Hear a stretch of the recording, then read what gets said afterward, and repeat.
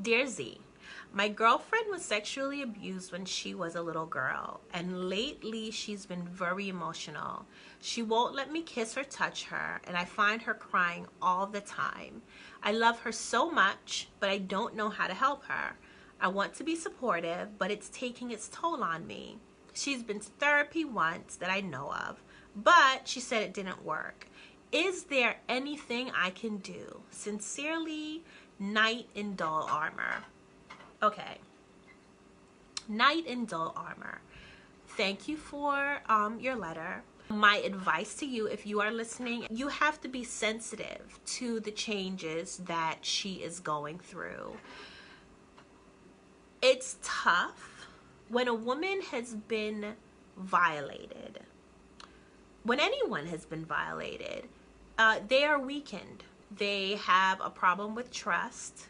Often it's hard to redevelop a sense of trust. Building trust with a person is definitely many layers. There are many layers. You can have just like surface trust. Okay, we know each other. I trust you not to shoot me in the head, right? Like there's that kind of trust where you just meet a person, and based on the rules and laws of the society that you're in, you are gambling on the fact that they would adhere to them. Like you're trusting when you're walking down the street, someone is just not going to punch you in the face, which is why then when something like that happens and you're robbed or you're attacked, then you do feel less secure, you feel paranoid. So it's the same thing. When you have been abused, when your trust has been violated by someone that you know or someone that was supposed to have loved you and protected you, it's very difficult to trust again. So it's a constant struggle. I mean, being abused is like a mind blow. It really is. And if it happened for a decent amount of time, like in my case, it happened for all of my childhood, most of my adolescence, and some of my adulthood, it's difficult to trust because you just don't know what to expect from people. That is a case where, in my case, my father told me one thing and they were lies. So now how if the one person that I should have been trusting automatically because I was his child is lying to me? How can I expect a complete stranger to be honest and tell the truth, or at least, you know, hold their word? So when you have someone that has been abused, it's not easy to build that trust up, and you just have to be as supportive as possible and be patient. It is going to take patience. I'm going to tell you one thing. It takes a strong person to be in a relationship with someone who has been violated. It really does, because you have to be resilient. You have to be considerate of the changes that they're going through, their healing process. You have to be sensitive enough, even with yourself and your own feelings, to understand that while if they lash out or, you know, they do something that is kind of to a certain degree beyond their control at the time, it is not a direct attack on you. So you have to constantly be critically thinking. And when I say listen, you have to listen when this person is talking to you. It can't just be like, oh, this is just an argument going over your head. Look, I have been in places, in relationships where we're in an argument, and I believe arguments can be productive. You know, we have a disagreement, you learn about each other, you start to understand their perspective. But in order to do that, you have to open your ears and open your mind to what they are actually saying. You have to be sympathetic and empathetic. So that's important in any kind of relationship, but it's even more so important when you are dealing with somebody whose trust has been violated, whose body and mind and spirit and mental has been taken advantage of. So you have to listen even more, give time. I am a strong believer in taking turns in a conversation. Like, take a breath, listen, take a breath, respond. Don't react. A lot of people get into conversations, they get into debates, and they react. I'm a believer in taking a moment, taking a beat, processing what was said, and then responding. because when you just fly off the handle, you can do more damage than what you started with. So in the case with dealing with survivors of abuse, listening is even more important. Not only listening to their words, but also their energy. That, like, listen to their changes in their body and their body language when they say and they deal with certain things. And when it comes to sex, that's the time that you really have to. If they have been sexually violated and you guys are making love, and then then something may trigger, whether it just be a memory, you have to stop. You have to pause. You have to ask her if she's okay, or ask him, like, if they're okay, can we continue? The communication is really important. And be patient. Be patient, definitely. I would encourage Knight in Dull Armor to help your girlfriend seek additional help, because when it comes to therapy, there's a misconception that you try it 1 or 2 times and then that's it, you're supposed to be fixed. No, you may go to, there are so many different schools of therapy. There is person-centered therapy and Gestalt therapy and psychoanalysis, and like there's so many different schools of therapy.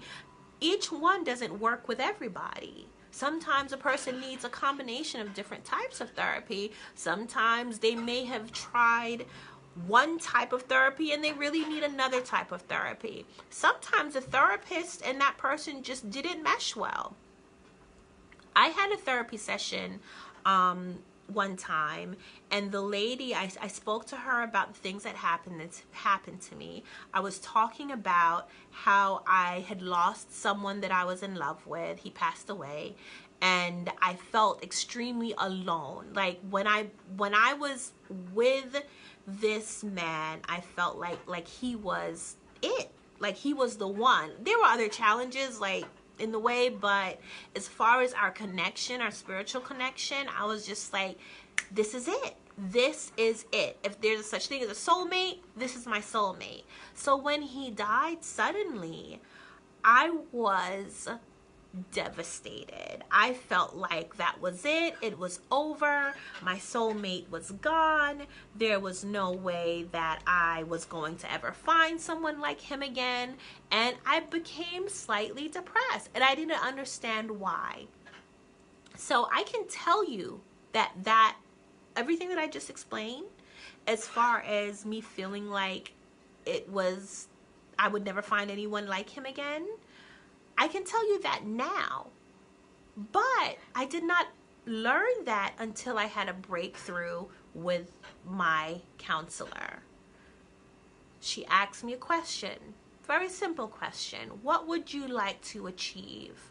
And I said to her, I would like to know why I feel so bad about this. And through talking about my history, the things I had been through leading up to when I met this person, how he made me feel, I discovered just in having that dialogue that I was so upset because I thought I was now alone. Like there was going to be no way that I could find someone like him ever again. And that's what I was sad about.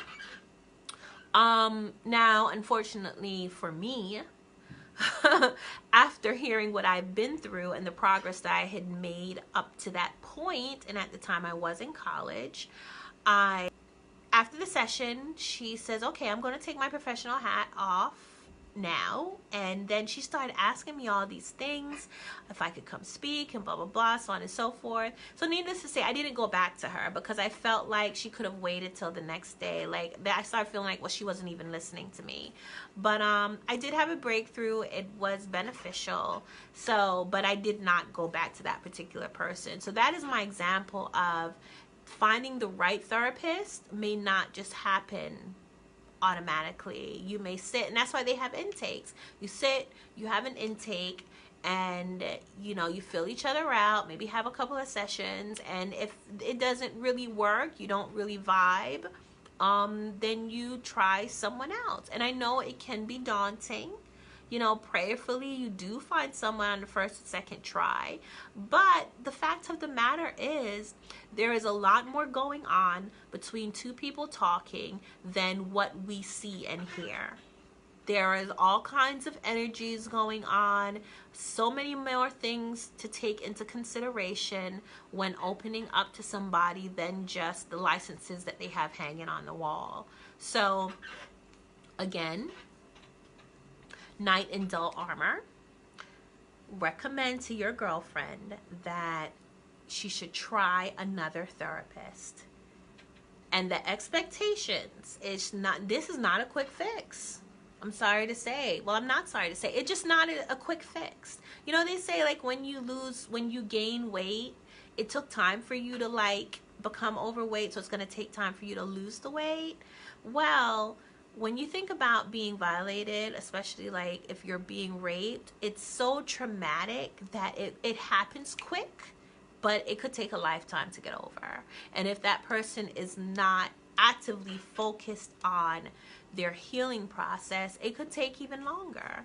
So I hope that advice helps. If you have more questions, if you are listening to this broadcast or you see this video, definitely reach out to me. We do have my organization, Precious Little Ladies, has an online survivor support group.